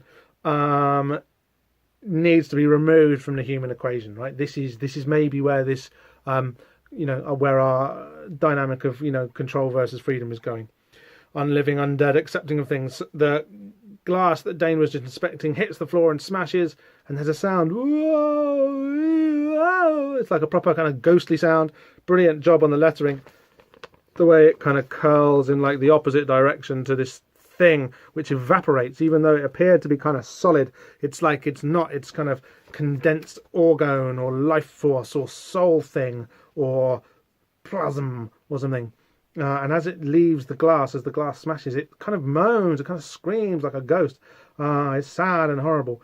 And Dane's just a frightened kid again. I wasn't doing anything honest. But Gelt's caught him now. And he's given, as we've learnt over the past couple of pages of him in it, despite what we just saw of him licking the poo off of his boss's hands. He likes a speech, and he makes another speech here. Here we make little soldiers, empty heads marching to a common beat, blah, blah, blah. And this creepy guy here pops up behind him with a syringe. It's obviously Dane's turn to have this thing cut out of him and to end up like, however, Gaz just ended up like, two things we will make you, smooth between the legs, smooth between the ears, and what we take from you will feed the kings of this earth. Good. So at the end of all this speech, fine, it's really good. This whole 2-page sequence works blindingly. You've got you're all under this blue light now, and this blue light comes in after she turns over the moon card, right? There's a nice little, there's some clever smartness going on here. All of this silent sequencing on the first page, you kind of get halfway through the page with a punctuation of language. Then we get a big speech from Mr. Gelt, the things happening with the smash, dung, dung, dung, the pacing on the page, but the way that his boring speech is interrupted by as the guy with the syringe is shot from behind, his face explodes. Oh, it's really good. It's really nicely timed. Like the kind of the synergy between the artist and the writer is really good here. They're both on exactly the same page, right? Generally, comics work better if one person's writing and lettering it, or maybe we're going to discuss this as we're going through Invisible's read, because it's a thorny thought. But something that you never get with a thing with a writer and artist is doing, you never get that moment where the kind of the writer's influence and the artist's influence are kind of curving, and they touch each other just at the right point, and they kind of become greater than the sum of their parts. That's, for me, that's like where the best juice in reading a comic comes from. That when you've been reading comics a while and you notice that happening, you get something that you can't get if just one person has drawn it and written it. When that comes up, it's really, really, really rare and really, really, really precious. And it rocks. It's really great. When somebody's getting their head blown off, all the better into the bargain, right? Great little bit of comic. It's good times. This was the page. There was such a good headshot. It was such a good, like the way his face kind of like flaps open. This was the point reading this where I was like, I really like this comic. I'm going to buy the next issue. Like, this was the bit where I was like, I was enjoying it up to here. But when I realised that it was the kind of comic which was really going to go for the thrill power, which is thrill power is an expression that we pick up from the comic book 2000 AD. There's a point where you just have to nail your balls to the wall, right? You just have to go for it. You just have to have a headshot. And when you do have that headshot, it just has to be the most epic bit of somebody's head blowing apart that you've ever had. And it's really good. It's knowingly juvenile and kind of juvenilia used in a mature way, used to affect, we call that effect thrill power. You only get it in a certain kind of British comic from, well, that's not true, but it originated in and kind of enters culture via the British comic book scene of the late 70s and 80s, and transfers to America in here in the 90s. Oh, well, look, we know who it is by now because he's got the jacket, but your man Gideon is wearing this spooky scuba hair thing. He's the one who's just shot the guy in the head. He's come to rescue Dane. He pistol whips Mr. Gelt. Who the fuck are you? I'm your fairy godmother. What does it look like? Come on, we're getting out of here. Mr. Gelt, he's staggering around, and some security guards. And it gets really weird here because, like, these security guards, they're carrying AR-15s. It stands for Assault Rifle 15. Only Special Branch, to my knowledge, ever used this in the UK. and they would only use it on special operations. So the semiotics that are going on here are really interesting. Those wooden stocks on those AR-15s, basically only special branch in domestic scenarios, certainly, like the special forces like the SAS or the SBS would have used them in the Falklands perhaps, or on special ops abroad after the AR-15 kind of came into wide military usage in the 60s. By the time it gets to the 90s, you don't have armed guards at a Borstal or even a super experimental, we're in weird land now. There's a tie to the British deep state, which is signified by the use of these guns. I'm fairly confident that it's accidental. I don't think Yowell and Morrison would have been enough of gun losers to have done that, but they've done it, whether they meant to or not. So we've got one guy with a pistol. It's probably a 45, right? Versus 4 guys with assault rifles and shit. Really nicely timed. He just whacks them all. Really nicely kind of timed and paced shootout. This kind of level of ultra-violence was becoming something which we could suddenly pretend was very grown up and clever to do, thanks to Quentin Tarantino's kind of work in the cinema. He shoots this guy in the balls, he shoots him in the head. Remember, the balls and the brain, that was something that Galt was talking about. I can't fucking see. What's he done to my face? Is it bad? Oh, this isn't happening. Yes, it is happening.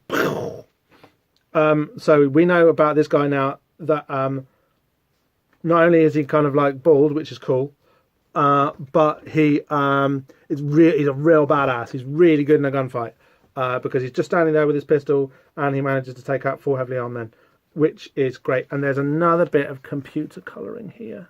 Don't know if you can see it, but the cordite smoke, what's it called?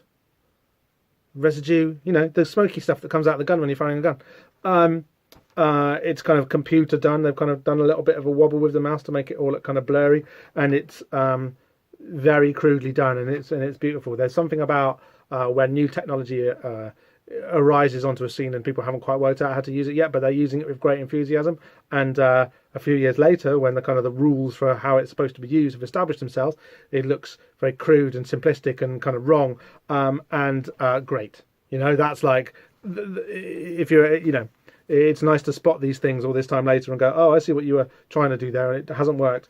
And what you've created instead is a more interesting artifact than if it had been done, just well from the off. Gelt. So he's killed the 4-man. He tracks Gelt down. Gelt has got a bit of a thing up his sleeve. He's going to take off his Lennon shades.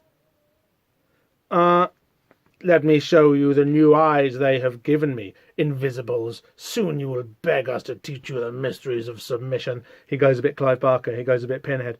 Let me show you the new eyes they've given me. You find him. Oh, look at him. Another great headshot. Within, we've had 3 good headshots within 4 pages here.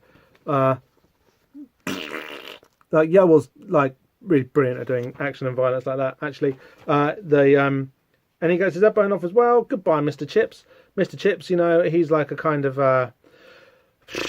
he's like a kindly headmaster who, runs a school for years and kind of is a great pillar of the community, and everyone likes him jolly, jolly much. And that kind of benevolent, patrician, do I mean patrician? Yeah, paternalistic, but kind of benevolent form of authority, which does exist or can exist. It doesn't exist here. This isn't what we've got. And Gideon, our dude with his hand grenade and his 45 and his weird Wendigo mask and his fetish jacket, he ain't got no time for that. No siree. He flicks the pin out of the Pat Mills bomb, and boom. And next thing we know, Harmony House is on fire. I hope the kids get out all right, but come on, it's a comic book. We don't mind about it that much. Or do we? There's a nice background characters, right? You know what I'm talking about. You could say so you just go around killing people and blowing things up. That's brilliant and all, but I mean, who are you? You could say we're what you might call a secret society, the Invisibles. We've been watching you and want you to join us. Why should I? You won't even tell me your name. You know my name. Let's go. He signs his handiwork. King Mob, of course. This guy, Gideon, with the Wendigo mask, fetish jacket, gun, piercings, bald head. That's cool. It's King Mob, the guy who's been leaving graffiti all around Dane's stomping ground for weeks now. Ha! That kind of brings us to the end of the story, really. I mean, there's a few more pages to go. Yeah, let's crack on with them. Excellent, excellent, excellent advert here. It's taken our first page, our splash page rather, reversed out all the colours and made them super rave, and it's like the subscription advert saying sign up and get DC Comics sent to your letterbox straight from the printers, which isn't something they do anymore. I don't think you don't get these adverts in your comics anymore. You used to, and to have this illustration on them, it looks cool, man. Look at that again. Early computer colouring, like rave aesthetics. You get some beautiful wild psychedelic colouring. They're walking through the office. Did you kill Mr. Gelt? No. I expect they've relocated his consciousness. What? In a temporary body, an animal probably, or an insect. He'll hide out there until a suitable body can be found for recorporation. That's pretty far out. So we've seen demons. We've seen Dane's kind of fairy thing. So like the King in Chains, he's like a demon, right? We've seen Dane's like fairy guy who appeared behind him. And the baddies can move a dead guy's consciousness out of his body and put it in an insect until like for keeping later. They're not messing around. We see the beetle. It's green. It's a beetle. And as they're walking off down the road, Dane accidentally, without meaning to, steps on the beetle. Doesn't even notice he's done it. But the new body that they're housing Mr. Gelt's consciousness in until they can find a suitable replacement body, it's been squished. It's a dead beetle, and Dane has won. Dane has defeated his horrible thing. Next, we can tell that we're in London because you've got Big Ben there, and we're in the busy streets of London, and King Mob is kind of saying, you should join us, and he's saying, yeah, I don't want to, because, because Dane is super rebellious. He'll rebel even against the rebels. He doesn't really want to join the Invisibles. He's going to go back and see his mum. He's looking at cars in the showroom window. It's a funny sort of name, isn't it? Invisibles. Turns around, and within a second, having just been looking at his reflection in the glass, as he turns round, Gideon's gone. Whoosh. Super magic ninja time. Fuck, says Dane. But this time fuck's all small. Remember when it was all big back at the start? Now it's all small. Mature storytelling. Next, Down and Out in Heaven and Hell. So, that's issue 1 of The Invisibles over. That's episode 1 of the Invisible podcast over, I guess you'd say. What have we got? We've got Dane McGowan. We've got the Pyramids. We've got Anarchy. We've got the International. We've got Chaos Magic. We've got pop stars becoming gods. We've got strange crossovers between American and comic book culture. We've got an Illuminati vibe. We've got Kropotkin. We've got teachers in libraries. We've got Tories, judges, Borstal governors. All these things bubbling away in the background, and like even souls in a bottle. And I guess one of the things that we learn from this issue is that, weirdly, for a first issue, for that setup issue, doesn't get as far into the meat of what the comic goes on to be about as you might expect. It sets everything up nicely, but it doesn't drill too far into any of its main themes, although it gives you a really exciting introduction to all of them, arguably. There's a lot more to come, though, and it is, like I say, the theories are going to get more important. They're going to get more central. At the moment, this is setting up the framework for a universe that can support any kind of conspiracy that you might want to have in it, I guess. And we'll get into that as we go along. But it's also been quite careful to situate itself within a tradition of dissent, within something which isn't quite the break from the old, break into the new, that the big effing rebellion that it opens with might be. I say the word rebellion a lot in this podcast. You probably just should get used to it. But this is what we've got, except for this bit at the end. So this is in comic books, back when comic books used to be primarily a thing which came out every month and printed on paper. They would have a letters page in the back, just a nice cheap way to fill up some of the spare pages that you've got, and also create an important dialogue with the fans. The recently departed Stan Lee, that was perhaps his one innovation, was to realise that creating that community and being able to have those interactions and to bring the creators forward and make them part of the experience for the reader was important. And in order to be able to kind of sustain that, you need to be able to give the reader a voice. Now, the first issue of any comic has an issue insofar as the readers haven't read it yet, and so they can't have sent in letters to the letters page asking questions or giving their reviews or their comments. So what this issue does, and what these issues, certainly these Vertigo creator-led comics around this time would do, would be to just give the letters page usually to the writer of the comic, because they've got more time on their hands. Let's be honest, they don't have to work quite as hard as the artist does. And they're given this page to say what they want, to tell you about the comic, explain the rationale behind it, just give you a little bit of extra content, a little bit of commentary that you can get into. And this is what we go. So we've got, in the Invisibles, it's very much, certainly when you're reading it, especially when you're using these editorials and the letters page as part of the experience, it's all Grant Morrison's story. It's all him answering the letters, doing the editorial pitch, doing the kind of just like the fluff, the blurb that it's going to get you to come back next month. That's all kind of down to him. He wants to tell you the story behind the conception of the title. He wants to tell you a little bit about where he's going, certainly a heck of a lot about where he's coming from.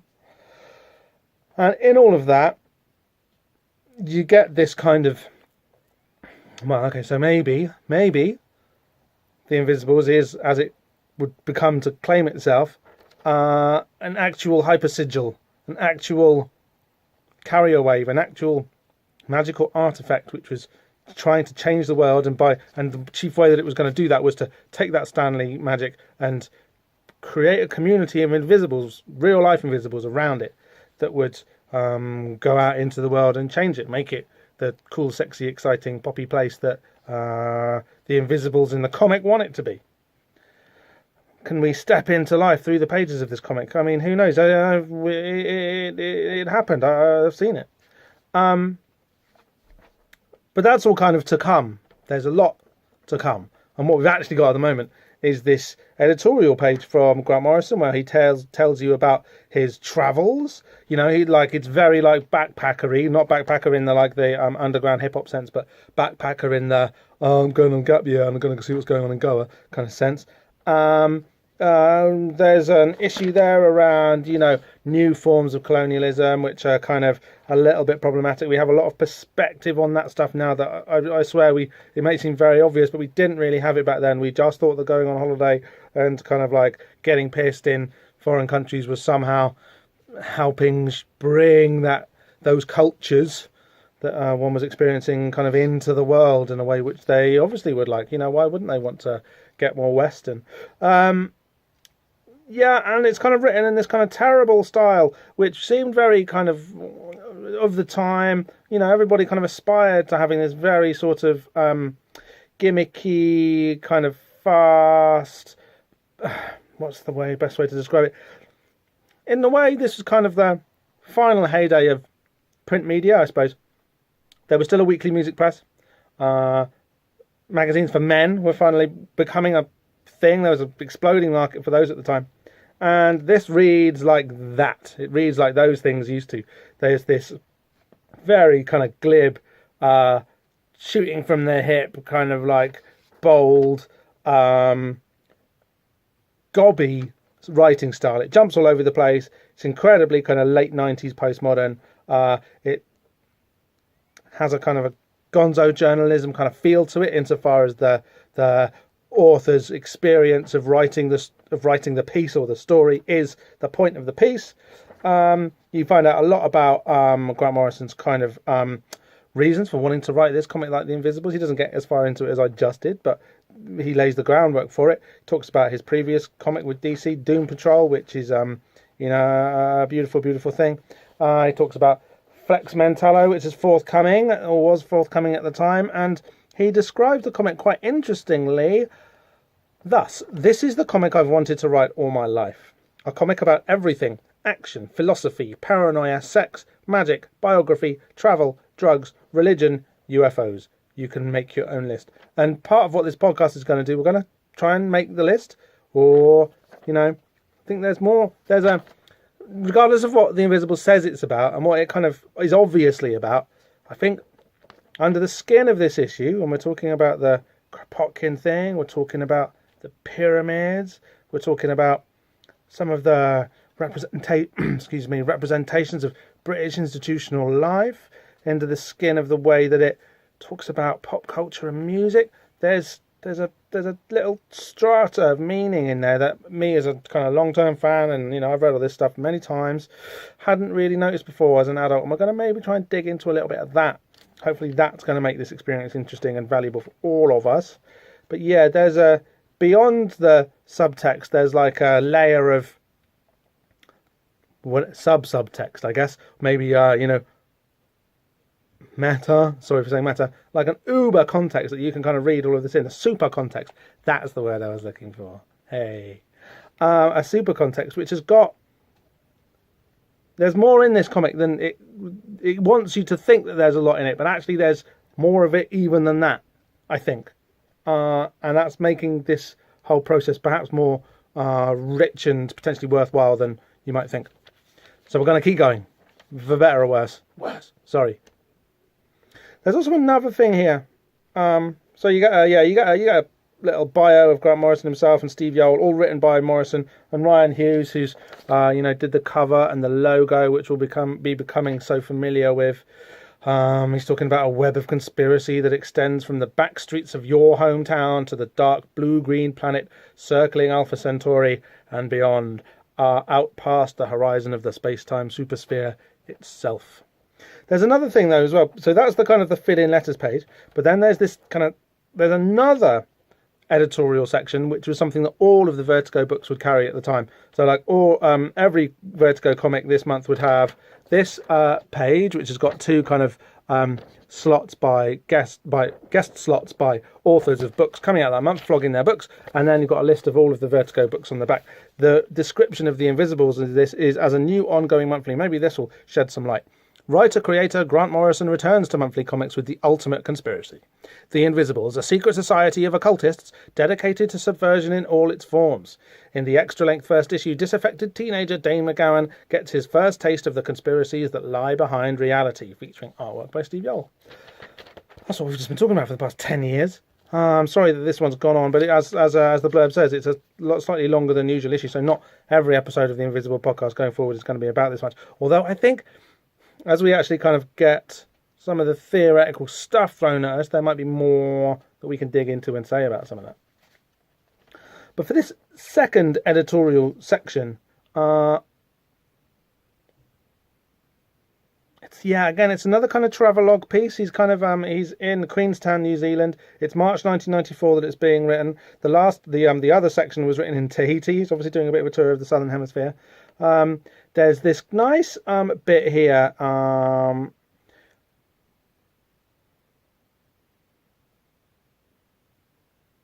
One of the things I like most about the Vertigo books is that by and large they're written and drawn by people who look good. In a world devoid of meaningful content, I value style above all else, and Vertigo, if it is anything, is surely the native land of comic book style. You won't find any sartorial catastrophes in our neck of the woods, no sir. We've got no time for baseball caps and next-gen t-shirts, both of which are actually good.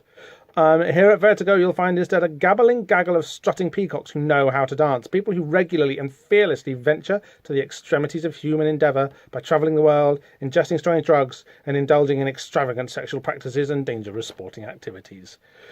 This was also very important in the 90s, was that you had to live life by doing bungee jumps and being extreme and drinking sugar-free Pepsi and stuff. It was a really packaged lifestyle. That was kind of very aspirational at the time,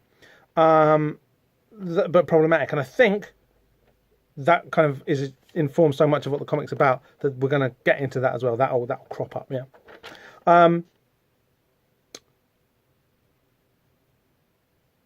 If a writer doesn't live and breathe, then neither can his work. I mean, all of this is fair enough and stuff, but the way that it's written in these kind of like the kind of the wink with which it's written is kind of charming. If quickly grating, that's kind of the problem with this. Is that for a teenager, it just sounds like the coolest thing in the world. For with a bit of reflection, you're a bit like, I can see the fun that this is having, but also no, and piss off a little bit, you know. But at the time, I thought this was just like the smartest thing ever, and it has enough of a wink about it, right? That it understands how kind of silly it's being. As we've kind of said, this is something that pop does. You know, it walks the fine line between its own ridiculousness and its own sublime importance.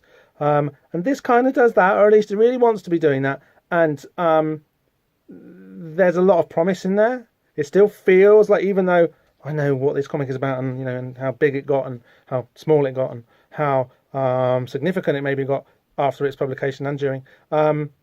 There's nice little bit of juice here. There's a good little bit of a wink about it. It's got enough swagger that you're kind of like, this does make it stand apart from comics, even comics in their kind of in their kind of late imperial phase, which is where they kind of are now with comics everywhere, or comic related culture kind of being everywhere, with comics perhaps just turned into this rather bleak factory for endless, slightly boring and underwhelming TV shows. But this has got more in it than that. Good comic, lots of provocative, not to say problematic stuff to be poking away at as we go on to things. So I think we're going to have to draw a close to it there. I think that's where the Invisible Podcast 1 finishes. Thanks ever so much for watching. There'll probably be some social media noise about this. If you want to follow up on any of that, then I'd love to have you along. Any feedback, stick it in the comments on the Patreon slot. I don't know if I said this before, but yeah, these are just for Patreon people, to the Diane and Shadow Trap Patreon account to begin with, and then we'll probably just give them out to the general public in several monthly bursts, like story arcs or something like that. I hope this hasn't been a total waste of time. I'll probably get better, no promises, but I'll probably get better, and we'll get a bit more succinct, and we'll know where we're going with these issues and with these threads a bit better. And I think that's kind of it for now. So signing off, I'm Bob Z. Thanks for watching. See you soon.